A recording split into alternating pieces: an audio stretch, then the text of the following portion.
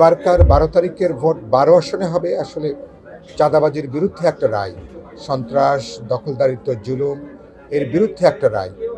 মানুষ জানমালের নিরাপত্তা চায় এখানে। আপনি জানেন যে এখানে মহাখালী ৫ টার্মিনাল, তেজগাঁর ট্রাক স্ট্যান্ড, নানা ধরনের এগুলোকে কেন্দ্র করেও নানা ধরনের একটা অস্থিরতা আছে। এখন অপরাধী চক্র, নানা ধরনের মহল, সিন্ডিকেট তারা কিন্তু কাজ করছে। নির্বাচনের প্রচারণার আজকে চতুর্থ দিন চলছে। আমি আজকে আগারগাঁওতে এসেছি, এটা ২৭ নম্বর ওয়ার্ডে। এখান থেকে আজকে আমার একটু পরেই আমার নির্বাচনী গণসংযোগ প্রচারণার কাজ শুরু হবে। ইতিমধ্যে আপনারা লক্ষ্য করেছেন যে মানুষ প্রথমত যেটা গুরুত্বপূর্ণ আমি দেখছি, ১৭ বছর ধরে মানুষ যে নির্বাচনের জন্য অপেক্ষা করছিল, সে নির্বাচন আগামী ১২ই ফেব্রুয়ারি অনুষ্ঠিত হতে যাচ্ছে। নির্বাচন কেন্দ্র করে মানুষের ব্যাপক একটা উচ্ছ্বাস, একটা উদ্দীপনা আমি লক্ষ্য করছি। আর বিশেষ করে ঢাকা ১২ আসনে আমি গত ৩ দিন যখন আমি বিভিন্ন গণসংযোগ গেছি, আপনি লক্ষ্য করেছেন প্রথম দিন তো বলতে পারেন হাজার হাজার মানুষ, ১০-১২ হাজার মানুষ সব প্রচারণা অংশ নিয়েছেন। গত দুদিনও বিভিন্ন স্পটে আমাদের সংগঠিত বিপ্লবী ওয়ার্কার্স পার্টি, বিএনপি অঙ্গ সংগঠন, এর বাইরেও সাধারণ মানুষের যে অংশগ্রহণ, তাদের যে স্বতঃস্ফূর্ততা, এটা কিন্তু বিশাল আকারে। এটা আমি যত সময় গড়িয়েছে মানুষের অংশগ্রহণটা বাড়ছে। মানুষ নিজেরাই দায়িত্ব নিয়ে ঘরে ঘরে যাচ্ছেন, নিজেরাই কথা বলছেন, কোদাল মার্কার পক্ষে তারা কথা বলছেন। ফলে এর মধ্যে মানুষের যেটা বোঝা যায়, ১৭ বছর ধরে ভোট দিতে না পারার মানুষের যে বেদনা, ফলে এই পঞ্জীভূত ক্ষোভেরও একটা বহিঃপ্রকাশ, যেটা উচ্ছ্বাস আকারে, উদ্দীপনা আকারে, যেটা আমি দেখছি। ঢাকা ১২র ক্ষেত্রে সবচেয়ে বড় সমস্যা, এখানে অন্যান্য অঞ্চলের মতন এখানেও নাগরিক সেবাটা, এখানেও এটা বিপর্যস্ত অবস্থা। কোথাও গ্যাস নেই, কোথাও বিদ্যুৎ নেই, কোথাও পানির সমস্যা, কোথাও সুয়ারেসের সমস্যা, ইত্যাকার সমস্যা আছে। এর বাইরে ঢাকা ১২র একটা বিশেষ সংকট হচ্ছে এখানে সন্ত্রাস, চাঁদাবাজি, দখলদারিত্ব, জুলুম এবং মাদকের একটা ভয়াবহ একটা আগ্রাসন ঢাকা ১২তে আমরা দেখছি। এবং এখানে নানা, একদিকে কিশোর গ্যাং আছে, বিভিন্ন অপরাধী চক্র আছে, তারা এর সঙ্গে কাজ করছে।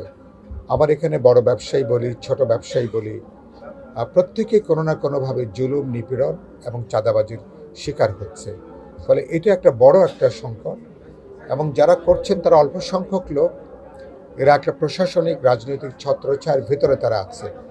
ফলে এবারকার ১২ তারিখের ভোট ১২ আসনে হবে আসলে চাঁদাবাজির বিরুদ্ধে একটা রায়, সন্ত্রাস, দখলদারিত্ব, জুলুম এর বিরুদ্ধে একটা রায়। মানুষ জানমালের নিরাপত্তা চায় এখানে। আপনি জানেন যে এখানে মহাখালী ৫ টার্মিনাল, তেজগাঁর ট্রাক স্ট্যান্ড, নানা ধরনের এগুলোকে কেন্দ্র করেও নানা ধরনের একটা অস্থিরতা আছে। এখন অপরাধী চক্র, নানা ধরনের মহল, সিন্ডিকেট তারা কিন্তু কাজ করছে। ফলে এগুলো হচ্ছে চ্যালেঞ্জেস। ঢাকা ১২কে বলা হয় বাংলাদেশের সবচেয়ে গুরুত্বপূর্ণ আসন। ঢাকার প্রায় নাভির সাথে এটাকে তুলনা করা হয়। তো সেদিক থেকে এখানে নাগরিক সেবা নিশ্চিত করা, সন্ত্রাস, মাদক, জুলুম, চাঁদাবাজি, দখলদারিত্ব, এটাকে কিভাবে কাটিয়ে উঠবে, এটাই নাগরিকদের প্রধান মনোযোগের বিষয়। মানুষ স্বস্তি চায়, মানুষ স্বস্তি নিয়ে তার জীবন মানুষ নিয়ে যেতে চায়। আর এর বাইরেও জলাবদ্ধতার সংকট আছে, মশার সংকট আছে। আর এখানে আপনি জানেন যে শ্রমজীবী মানুষ আছে, নিম্নবিত্ত, মধ্যবিত্ত আছে, উচ্চবিত্ত আছে। এক একাংশের এক এক ধরনের সমস্যা। এখানে শ্রমজীবী মানুষের জন্য ভালো কোনো হাসপাতাল নেই, এমনকি শিক্ষা প্রতিষ্ঠান এখানে অপ্রতুল। তাদের অধিকাংশ শ্রমজীবী মানুষের উপযুক্ত তাদের কোনো বাসস্থান নেই। অনেকগুলো বস্তি খুব অমানবিক পরিবেশে মানুষ বসবাস করেন। ইত্যাকার অনেকগুলো বিষয় আছে। আমার চিন্তা হচ্ছে যে আমার যেটা নির্বাচনী, যেটা বলতে পারেন আমাদের ইশতেহারের মধ্যে থাকবে, এই বিষয়গুলোকে আমরা কিভাবে কাটিয়ে উঠতে পারি। এবং আমি একদিকে সরকারকে যেমন উদ্যোগ লাগবে, সিটি কর্পোরেশনের সাথে সমন্বিত পদক্ষেপ লাগবে, আবার জনগণের দিক থেকেও একটা সচেতন, একটা প্রতিবাদ, একটা প্রতিরোধের শক্তি গড়ে তোলা ছাড়া সামাজিক যে সমস্ত আমরা সংকট দেখছি সেগুলো আমরা বেরিয়ে আসতে পারবো না। মানুষ দেখতে চায় এখানে একটা পরিষ্কার, আমি যেহেতু ধরো আমার দীর্ঘ রাজনৈতিক জীবন, যে জীবন আমার জনগণের পক্ষে আমি লড়াই করেছি, এমন কোনো বিষয় নেই যে ইস্যু নিয়ে আমরা রাজপথে দাঁড়াইনি। ফলে আমি রাজনীতি আমার কাছে কোনো এটা ব্যবসা নয়, অন্য অনেকের মতো রাজনীতি আমার কাছে অর্থবিত্ত গড়ে তোলার কোনো সুযোগ নয়। রাজনীতি আমার কাছে মানুষের সেবা, দেশের ডাকে সাড়া দেওয়ারই একটা ব্রত। আমি বলেছি ইতিমধ্যে, রাজনীতি অনেকটা আমার কাছে ইবাদতের মতো। যে রাজনীতি মানুষের কল্যাণ করে, সামাজিক কল্যাণ করে, মানুষের জীবনকে নিরাপদ করে, তো সে রাজনীতি তো আসলে এক ধরনের ইবাদতই হবে আর কি। তো আমি সেই লক্ষ্যে মূলত আমি কাজ করছি। আমি আশা করি যত দিন যাবে মানুষের এই গণজাগরণ অচিরেই একটা ভোটের একটা গণসুনামিতে এটা পর্যবেসিত হওয়ার লক্ষণ আমি দেখতে পাচ্ছি। প্রথমত যার কথা বললেন তিনি তো বিএনপি থেকে তিনি বহিষ্কৃত হয়েছেন, এবং আমার সাথে বিএনপির আমি বলবো যে 15 আনার বেশি নেতা কর্মী যারা সমর্থক তারা আমাদের সাথেই কাজ করছেন, কারণ এখানে দলের বাইরে কারো যাওয়ার আসলে সুযোগ নেই। বাংলাদেশের মানুষ দলটা বোঝে, দল থাকলে আপনি 100তে 100, দল না থাকলে হিরো কিন্তু জিরো। তো বাস্তবে সেটাই আমরা দেখতে পাচ্ছি, এবং তার নামের সাথে এমন বিষয় যুক্ত হয়েছে যে বিষয়গুলো বলতে পারেন মানুষের সামাজিক উদ্বেগ উৎকণ্ঠা তৈরি করেছে। ফলে এটা আমার মনে করি যথেষ্ট, এটা আমি আর অন্য কোনো শব্দ বলতে চাই না। আমি মূলত মনে করি যে এখানে আমি প্রত্যেক প্রতিদ্বন্দ্বী যারা আছেন সবাইকে আমি আমার প্রতিদ্বন্দ্বী মনে করি। যদি আমি কিন্তু এটা আমি নিশ্চিত দেখতে চাই এখানে অবাধ নিরপেক্ষ প্রতিদ্বন্দ্বিতাপূর্ণ নির্বাচন হবে, শান্তিপূর্ণ উৎসবমুখর পরিবেশে নির্বাচন হবে। কিন্তু আপনি যাদের কথা বললেন, বিশেষ করে তো আপনি যেটা উল্লেখ করলেন, ওনারা ইতিমধ্যেই কি যেন তারা এখানে ভয়ভীতি দেখাচ্ছেন, কোথাও আমাদের ফেস্টুন, কোথাও আমাদের ব্যানার তারা ছিঁড়ে ফেলেছেন। নির্বাচন কমিশনে আজকে আমরা অভিযোগ আমরা দায়ের করতে যাচ্ছি।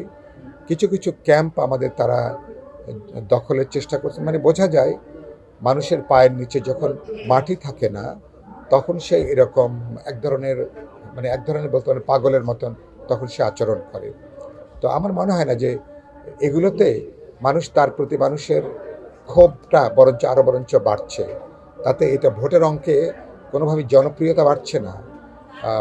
তো ফলে আমি মনে করি যে জোয়ার তৈরি হচ্ছে, কোদাল মার্কা সম্ভবত এবার এই আসনে বিশাল ব্যবধানেই আসলে জয়লাভ করার জমিনটা আসলে, তো এখানে সেই জমিনটা বাস্তবে এখন তৈরি হচ্ছে।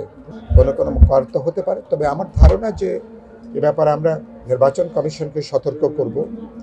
আমি সরকারকে বলব, নির্বাচন কমিশনকে, আইন শৃঙ্খলা রক্ষাকারী বাহিনীকে আমরা সতর্ক করব আমি এই ব্যাপারে। আর এই আসলে একটা চেষ্টা হবে এ ব্যাপারে, আমরা আমাদের দিক থেকে সর্বোচ্চ সতর্কতায় আমরা থাকব।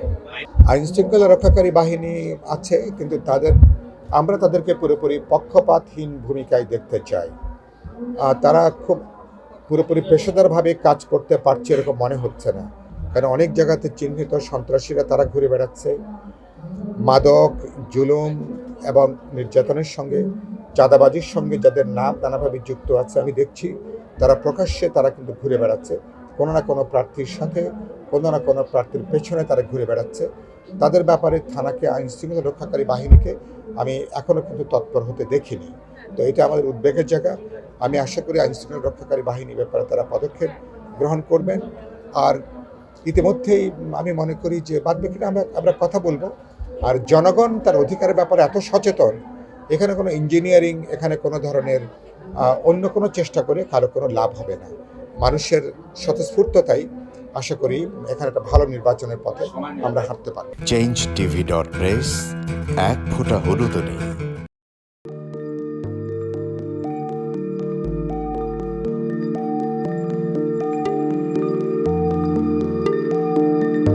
পহেলা জানুয়ারি 2026 ইউটিউব জার্নালিজমের অগ্রদূত changetv.press সংগ্রাম মুখর 7 বছর পেরিয়ে পা রাখলো গৌরবান্বিত 8 বছরে। এই আনন্দ প্রহরে সবাইকে নিরন্তর শুভেচ্ছা। আমি নিজেকে ধন্যবাদ মনে করি, আমি সৌভাগ্যবান। চেঞ্জ টিভির পক্ষ থেকে আমার সাক্ষাৎকার নেওয়ার জন্য তারা আসছেন, এবং চেঞ্জ টিভি দীর্ঘ 8 বছর ধরে এই কাজগুলি করছে। আমি তারা অনেক ভালো কাজ করেছেন, দেশের মানুষের সুখ দুঃখের কথা প্রত্যক্ষ তুলে ধরছেন। আমার আশা থাকবে চেঞ্জ টিভি সামনের দিকে উত্তরোত্তর আরো সমৃদ্ধ হবে। একটাই শুধু আমাদেরকে উপদেশ দিতে চাই তাদের কাছে, সেটা হচ্ছে সত্য কথাটা মানুষের সামনে তুলে ধরা, মানুষের ভিতরে কি চায় তাদেরটা তুলে ধরা, মানুষের প্রত্যাশা তুলে ধরা, এবং মানুষের মধ্যে এই যে দেশাত্মবোধটা এবং সত্যবাদীটা এটা জাগরণ করে চেঞ্জ টিভির সামনের দিকে এগিয়ে যাবে। এবং যারা দেশের কথা চিন্তা করে এবং দলমত নির্বিশেষে যে লোকগুলো আছে তারা দেশের কথা চিন্তা করে, দেশের উন্নয়নের কথা চিন্তা করে, কোনো পক্ষপাতিত্ব করে না, তাদের বক্তব্য দেশের মানুষে তুলে ধরা, এই কাজগুলি সামনে এগিয়ে নিয়ে যাবে, এটা আমাদের প্রত্যাশা। অনেক ধন্যবাদ আপনাদেরকে, দেশবাসীকে, দেশবাসী সবাইকে আমি ধন্যবাদ জানাচ্ছি। changeTV.press, এক ফোঁটা হলুদও নেই।